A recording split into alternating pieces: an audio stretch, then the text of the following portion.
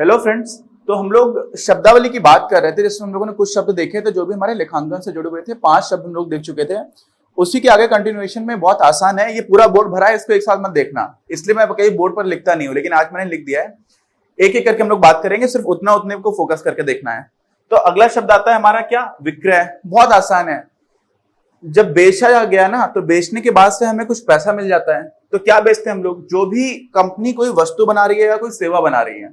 सेवा बना रही है मतलब जैसे सेवा कैसी हो सकती है, कोई भी ट्रांसपोर्टेशन है, जैसे मान लीजिए आपने मुझे सामान दिया, मेरा काम है आपके सामान को एक जगह से दूसरी जगह पहुंचा देना, ठीक है, उसके बदले आप मुझे पैसे दोगे।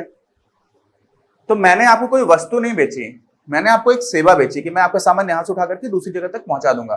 तो चाहे आप वस्तु बेचो चाहे सेवा बेचो, उससे जो भी आपको आगम मिल रहा है, क्या मिल रहा है, आगम, उसको हम लोग बोल देते हैं विक्रय। और आगम का मतलब क्या है, रेवेन्यू। अब आगम और लाभ में अंतर है, ठीक है। आगम का मतलब है कि आपकी टोटल बिक्री कितनी हुई। आपके मान लीजिए जूते चप्पल की दुकान है, तो आपने सामान बेचना स्टार्ट किया, दिन भर आपने सामान बेचा, तो आपका मान लीजिए 5,000 रुपए का सामान बिक गया। लेकिन 5,000 रुपए में बहुत सारी लागत भी तो आई थी, जो आपने सामान खरीदा था, आपके यहाँ बिजली का खर्चा है, हो सकता है आपने कुछ लोगों को दुकान पे रखा हुआ है, उनको भी पैसे देने हैं। तो वो जो खर्चा आ रहा है, जब आप उसको हटा दोगे तब आपको क्या मिलेगा, लाभ मिलेगा। उसके बाद हम लोग आगे करेंगे, लेकिन आप समझ लिए आगम मतलब रेवेन्यू, इसको हम इंग्लिश में क्या बोलते हैं, रेवेन्यू। और ये सारे जो बेसिक इंग्लिश के वर्ड्स भी आप ध्यान रखिए, क्योंकि बहुत बार इस तरह से ही हम लोग यूज करते हैं लेखांकन में, ठीक है। तो सेल्स हो गई।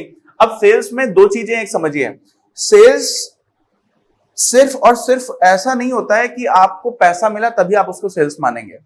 आपने जूते दे दिए किसी को, और आपका कोई पड़ोसी है या कोई भी है, उसने बोला कि 2 दिन बाद पैसे वापस करेगा, तो वो भी हम लोग उसको विक्रय में गिनेंगे, ठीक।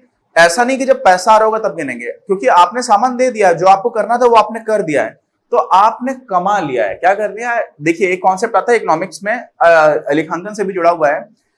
एक चीज होती है अर्न, अर्न मतलब आपने कमा लिया है। एक होता है रियलाइजेशन, कि आपको समझ में आ गया है कि आपने उस कमाई को रियलाइज कर लिया है, महसूस कर लिया है। मतलब क्या हुआ, मुझे मेरी जूते चप्पल की दुकान है, मैंने जूते बेचे, तो जब मैंने जूते बेच दिए, भले ही मुझे उधार मिला, उधार मैंने कर दिया है कि ठीक है आप मुझे उधार बाद में पैसे दे देना, तो मैंने कमा तो लिया है, आप समझ रहे हैं। तो मेरी अर्निंग हो गई है, अर्न हो गया है, लेकिन रियलाइज नहीं हुआ। क्यों, रियलाइज तब होगा जब मुझे पैसे मिल जाएंगे, समझ रहे हैं। तो अर्न अगर आपने कर लिया है, उस चीज को भी हम लोग विक्रय में काउंट कर लेते हैं, गिन लेते हैं। रियलाइजेशन हो चाहे ना हो, वो उधार पर रहे चाहे ना रहे, ठीक।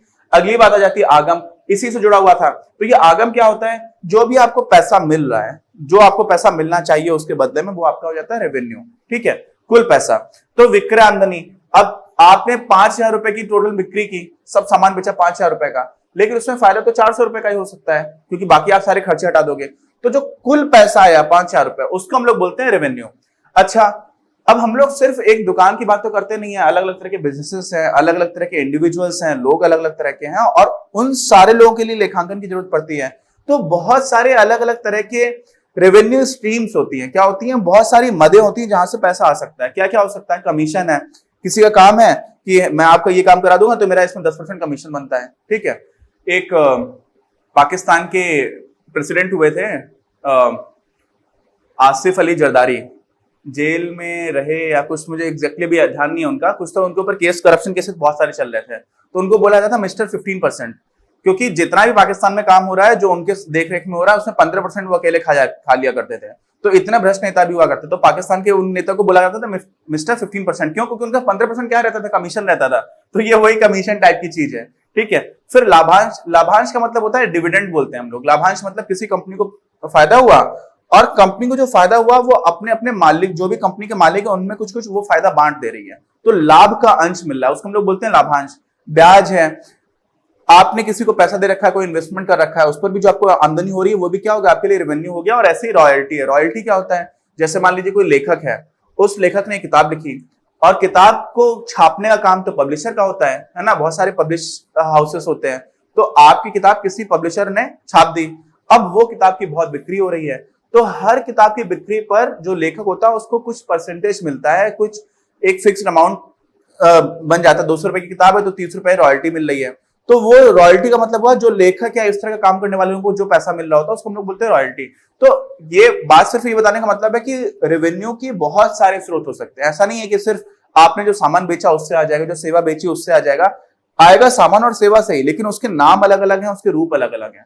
ठीक, अब क्या हुआ, अगला आ जाता है व्यय और फिर उसका आता है खर्च। देखो ये दोनों काफी मिलते जुलते हैं और दोनों में कई बार हम लोग एक दूसरे की तरह भी यूज कर लेते हैं, लेकिन थोड़ा सा जो डिफरेंस है क्लैरिटी के लिए वो आप समझने की कोशिश करिएगा।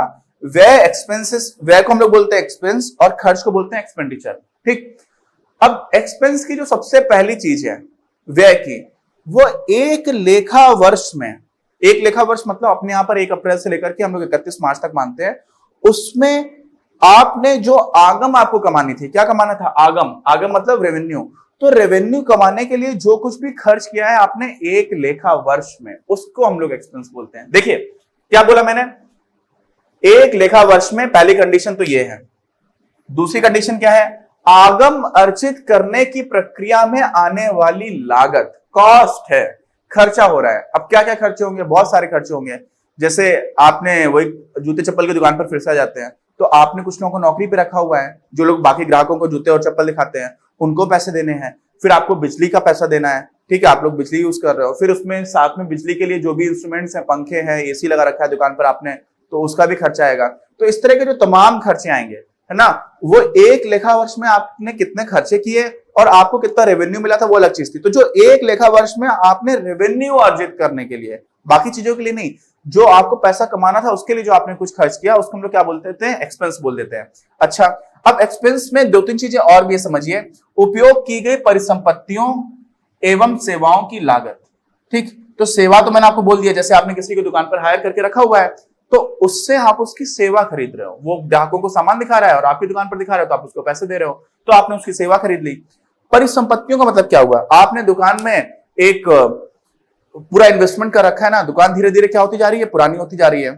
ठीक है, तो जब दुकान में बहुत सारी चीजें ऐसी हैं जो बनी बनाई हैं और वो over a period of time उनको रिप्लेस करने के लिए आपको फिर से बनाना पड़ेगा, बिल्डिंग ही पुरानी होती चली आ रही है। कई बार ऐसा शोकेस होते हैं जिसमें अच्छे अच्छे जो आपके यहाँ पर महंगे आइटम्स है वो आप दिखा देते हो, ज्वेलरी की दुकान पर बहुत होता है ऐसा, तो वो जो शोकेस है वो भी आपको नया खरीदना पड़ेगा थोड़े टाइम के बाद।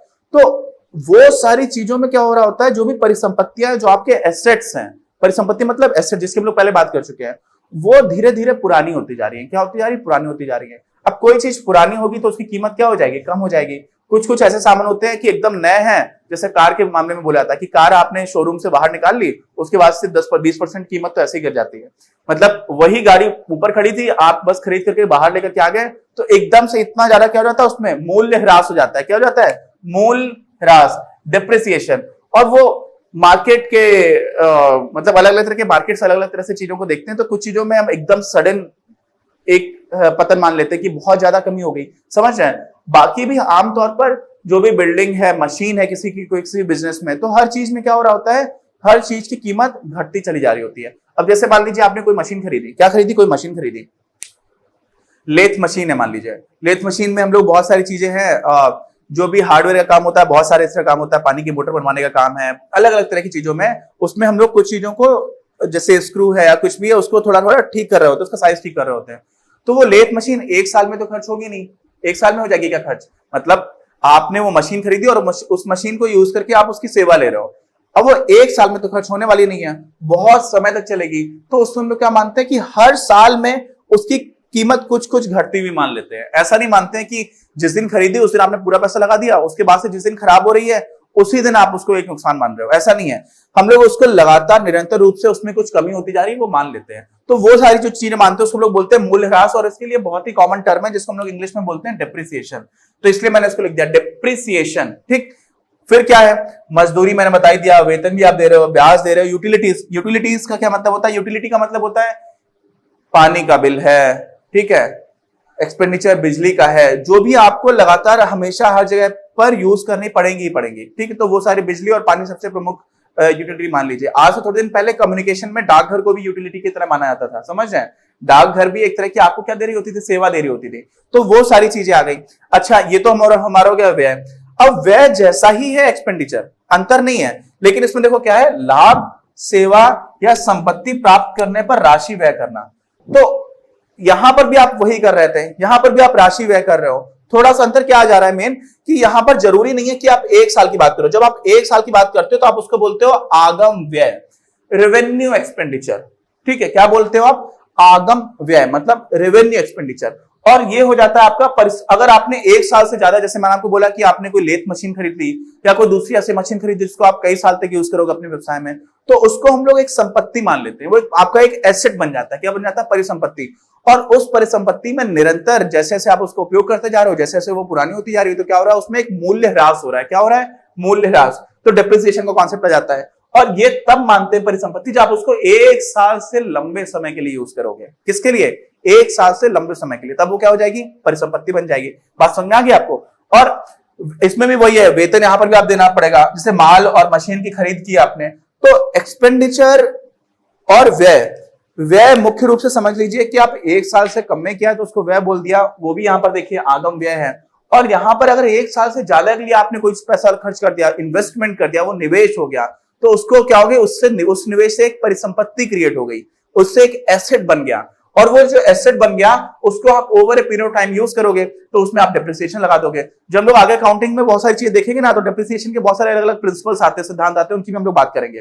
तो ये हो गया। अभी इसमें कुछ और शब्द हैं जिनको हम लोग देख लेते हैं। देखिए, इससे पहले भी जो हम लोगों ने लिखा हुआ है, चाहे तो आप उसको कॉपी में डायरेक्टली नोट कर लें, और उसको हम लोग नोट्स के फॉर्म में हर वीडियो में जैसे दिया करते हैं वैसे हर वीडियो के नोट्स आपको मिल जाएंगे। तो आपको नोट्स भी मिल जाएंगे सीधा सीधा। आप लिखना चाह रहे हो तो यहाँ पर नोट भी कर सकते हो। यहाँ पे पूरी चीजें नहीं आती है, नोट्स में सारी चीजें मिल जाती है, तो वो ज्यादा व्यवस्थित रहता है। ठीक, तो अगला हमारा शब्द जो आता है वो है प्रॉफिट यानी कि लाभ, और उसके बाद आता है हानि यानी कि लॉस। ठीक है, ये दोनों एक ही जैसे हैं, मिलते जुलते हैं बहुत ही ज्यादा, इसलिए मैंने एक साथ उन दोनों को लिख लिया है। आपकी किताब में आगे पीछे दे रखा है। तो एक वर्ष में जब भी हम प्रॉफिट की बात करते हैं ना, बहुत इंपॉर्टेंट है, हमारे यहाँ पर प्रॉफिट एंड लॉस स्टेटमेंट्स बनता है। ठीक है, लाभ और हानि खाता होता है हमारे पास। तो वो अकाउंट 1 साल में जो चीजें हुई हैं उनको देखता है। किसको देखता है? 1 साल में। तो 1 वर्ष बहुत महत्वपूर्ण है, चाहे प्रॉफिट की बात कर रहे हैं चाहे हम लोग अपने हानि की। और नॉर्मली ये 1 वर्ष कौन सा है? 1 वर्ष जो लेखा वर्ष है, और वो हमारा वित्तीय वर्ष से मिल जाता है, फिर से वही 1 अप्रैल से लेकर के 31 मार्च तक। ठीक, अब क्या हुआ? इसमें आगम का व्ययों पर आधिक्य। आधिक्य का क्या मतलब हुआ? कि आपको रेवेन्यू मिला, आपने सामान बेचा अपने जूते चप्पल की दुकान पर। ठीक है, कितने का? 5,000 रुपए का। ये आपकी विक्रय आमदनी होगी, बिक्री भी बोलते हैं जिसको, काम आप बोलचाल की भाषा में बिक्री। और व्यय कितना हुआ? आपने सारे खर्चे निकाल लिए, वो आपके हुए 4,000 रुपए।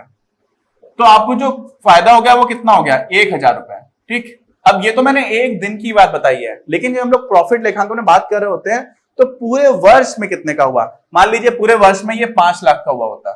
ठीक, और 4 लाख आपको खर्चा हो गया होता, तो 1 लाख रुपए आपका पूरे साल में क्या हो जाता? प्रॉफिट हो जाता। लेकिन मान लीजिए कि किसी साल ऐसा हो गया कि खर्चे हो गए ज्यादा, आगम का व्ययों पर आधिक्य।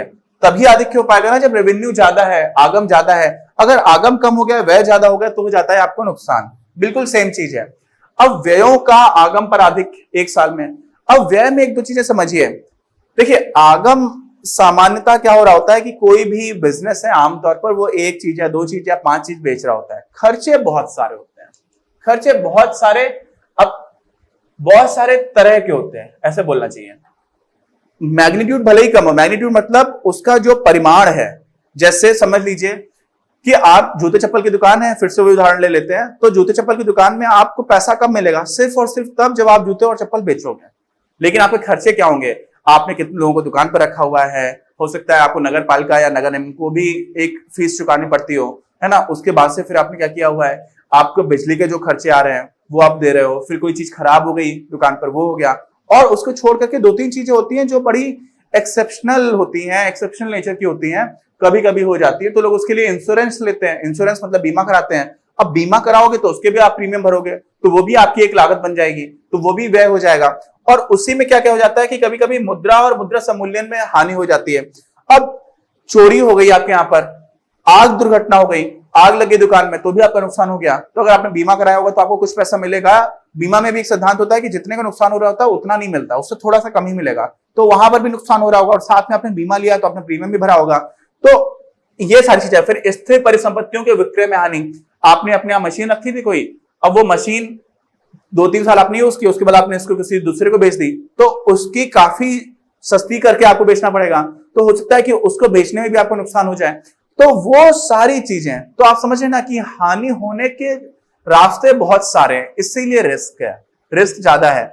हानि बहुत सारी तरह से हो सकती है, लाभ आपको कम तरह से हो रहा है, लेकिन लाभ जो कम तरह से हो रहा है उसका मैग्नीट्यूड ज्यादा हो सकता है कि आप हर जूते में आप बहुत अच्छा प्रॉफिट कमा रहे हो। कुछ हर शहर में हर जगह पर कुछ ऐसी दुकानें होती हैं जिनकी रेपुटेशन बन जाती है, उनकी अपनी ब्रांड बन गई है, तो वो फिर बहुत अच्छा फायदा कमा रहे होते हैं। शर्ट का हम लोगों का एक उदाहरण दे रखा है अर्थशास्त्र की किताब में। एक कॉटन की शर्ट जो है वो बहुत सारी फॉरेन कंपनीज बेच रही हैं, वो 1200 रुपए से कम को आपको नहीं मिलती है एक शर्ट, और उसको बनाने में जो कीमत है सब मिला के वो 70 रुपए के आसपास की आती है। फिर वो मार्केटिंग में खर्चा करते हैं। इसी जैसे कोल्ड ड्रिंक्स है, कोल्ड ड्रिंक्स को बनाने में 1 लीटर की जो लागत है 2 रुपए के आसपास की बन रही है।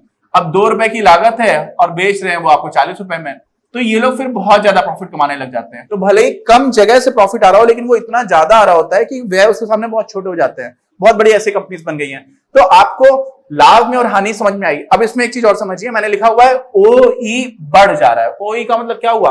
Owners equity. ओनर्स इक्विटी का मतलब क्या हुआ कि जो स्वामी है, मालिक, जो भी व्यवसाय का मालिक है, उसकी जो पूंजी है वो बढ़ जाएगी। सीधी सी बात है भाई, लाभ होगा तो बढ़ जाएगी। क्यों? क्योंकि वो लाभ है वो एक तरह से उसी की पूंजी में जुड़ गई।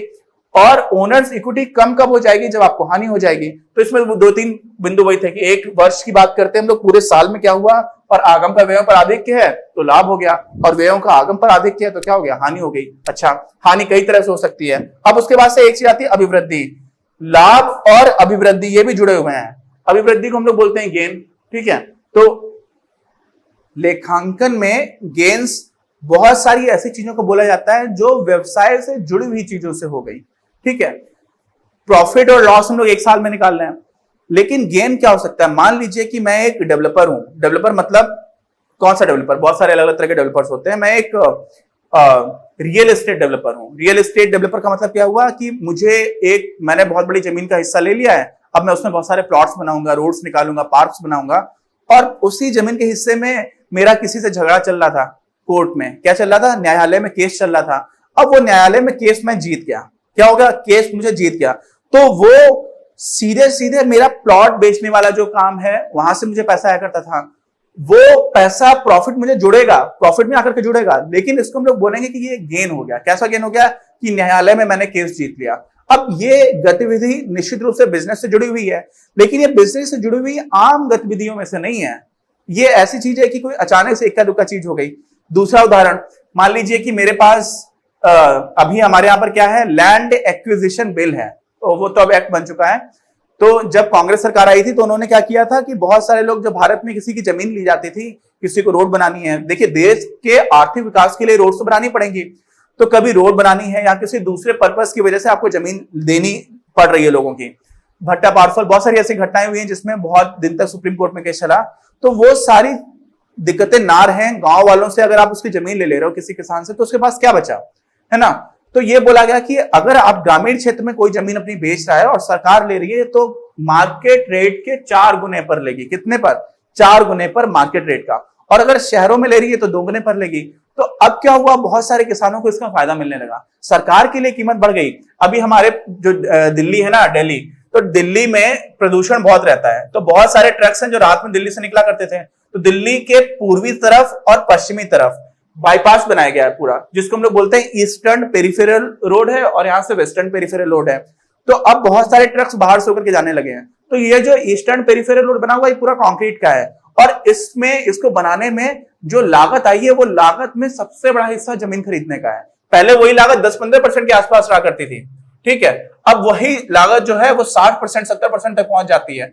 तो सरकार के लिए चीजें बनाना डिफिकल्ट हो गया है। क्यों? क्योंकि हम लोग को जमीन महंगी खरीदनी पड़ रही है सरकार की तरफ से, देखोगे, लेकिन गांव वालों को तो फायदा हो रहा है। तो अब ऐसे समझ लीजिए कि आप बिजनेस कर रहे थे और उसी के बगल से एक रोड का मैप आ गया कि यहां से तो नया एक्सप्रेसवे बनेगा, तो आपकी जो भी संपत्ति उसकी कीमत बढ़ गई अचानक से, तो वो भी क्या हो गई? अभिवृद्धि हो गई। क्यों? क्योंकि वो सीधा लेना देना, मतलब बिजनेस से जुड़ा हुआ है, आपके बिजनेस की जमीन ही बढ़ रही है, लेकिन वो जो चीजें आ रही है वो कई बार डायरेक्टली सीधे तौर पर जुड़ी हुई नहीं है, उनसे भी हमें क्या हो जाता है? गेन हो जाता है। ठीक ऐसे ही आपकी कोई और मशीन है, जैसे कई बार क्या होता है, एक अमेरिका में एक शो आता है कार्स के बारे में एक इंसान है बात करता है, ठीक है, और वो बहुत सारी अलग अलग तरह की कार्स रखा करते हैं, और वो क्या करते हैं कि बहुत बार बहुत पुरानी कार हो जाती है ना, उसको जितनी उसकी वास्तविक कीमत थी उससे भी ज्यादा पर खरीदी जाती है। समझ रहे हैं क्यों? क्योंकि उसमें एक तरह की वो निशानी वाली वैल्यू आ जाती है। निशानी समझ रहे हैं कि अरे ये हमारे दादा की निशानी है, तो समझ रहे, जहां पर भावनाएं जुड़ जाती हैं वहां पर पैसे बहुत ज्यादा बढ़ जाते हैं।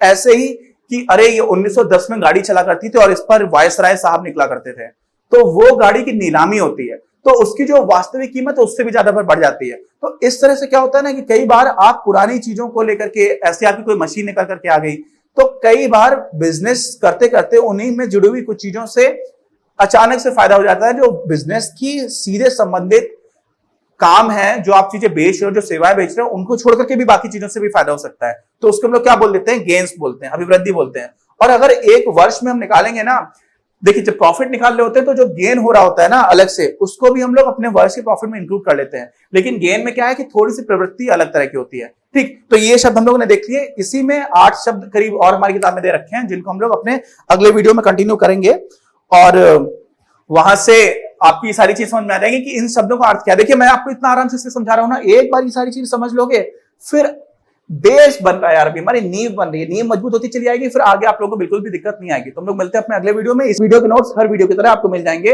इस वीडियो के डिस्क्रिप्शन में। अपनी क्लास का उद्देश्य आप सभी के लिए आप ही की भाषा में गुणवत्तापूर्ण शिक्षा उपलब्ध कराना है। कक्षा 12 तक के सभी प्रमुख विषयों पर हम वीडियोस बना रहे हैं, और कुछ विषयों पर वीडियोस आपके अपने चैनल अपनी क्लास की ही अन्य प्लेलिस्ट पर अपलोड भी हो चुके हैं। ज्ञान के प्रकाश से देश को सशक्त बनाने के हमारे इस प्रयास में इस चैनल को सब्सक्राइब करके और लोगों के साथ शेयर करके अपना बहुमूल्य योगदान जरूर दें। पढ़ेगा इंडिया तो बढ़ेगा इंडिया।